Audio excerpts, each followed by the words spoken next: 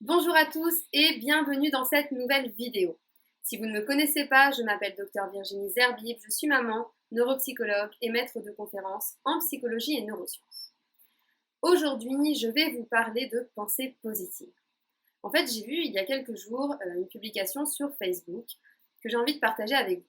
C'était écrit « Remplace la phrase « Pourquoi est-ce que ça m'arrive ?» par « Qu'est-ce que je suis en train d'apprendre de cette situation ?» suivi de cette routine va révolutionner ton système de pensée.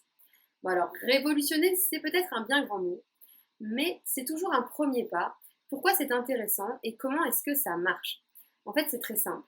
Quand on parle de système de pensée, ça fait référence à notre système de croyance. Une croyance, vous ne le savez peut-être pas, c'est une pensée que vous considérez comme la vérité.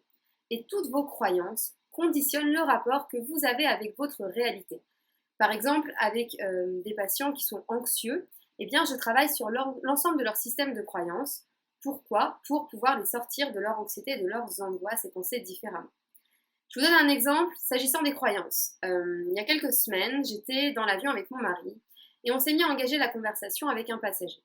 Et cet homme en question nous dit qu'il envisage l'ALIA, qu'il aimerait bien, mais que, ce sont ses mots, après 40 ans, on ne peut rien apprendre, alors une nouvelle langue, certainement pas. Alors déjà, c'est très triste d'entendre ce genre de choses. En plus, pour ceux qui ont déjà regardé ma vidéo sur les secrets de la neuroéducation, vous savez qu'il s'agit d'un neuromythe, c'est une fausse croyance, puisque c'est prouvé scientifiquement, nous sommes neurologiquement programmés pour apprendre toute notre vie. Eh bien, ce passager, qui considérait comme vraie cette pensée, cette croyance après 40 ans, je ne peux pas apprendre, eh bien, conditionne toutes ces autres pensées, on peut peut-être même aller plus loin, voir son chemin de vie. Donc ce type de publication, j'en reviens à la publication Facebook, est un bon exercice en fait pour commencer à réorienter votre mode de pensée. En gros, ça permet d'entraîner votre cerveau à penser différemment. J'espère que c'est clair. Avant de vous quitter, j'ai envie de partager avec vous une astuce que vous pouvez mettre en place, en pratique dès à présent dans votre vie pour adopter un comportement positif et surtout pour commencer à envisager le monde différemment. Donc je veux, à partir d'aujourd'hui, que vous appreniez que dans toute situation difficile, il y a toujours du positif.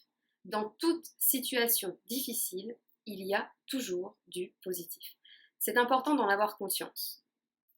Donc comment est-ce que vous allez changer votre regard sur les événements négatifs qui vous arrivent?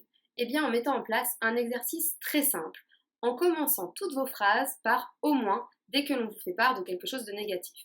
Je vous donne un exemple qui vous parlera peut-être. Vous venez de rentrer de France en Israël et vous devez, vous et votre famille, être placés en bidoude, en isolement à la maison pendant plusieurs jours. Eh bien, au moins, ce sera l'occasion de passer un temps de qualité en famille. Au moins, vous pourrez profiter de vos enfants ou encore, au moins, vous pourrez commencer le nettoyage de Pessard en avance cette année.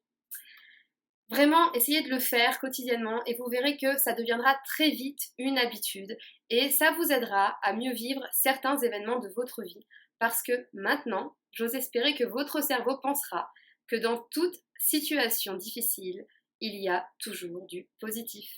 Bonne journée à tous!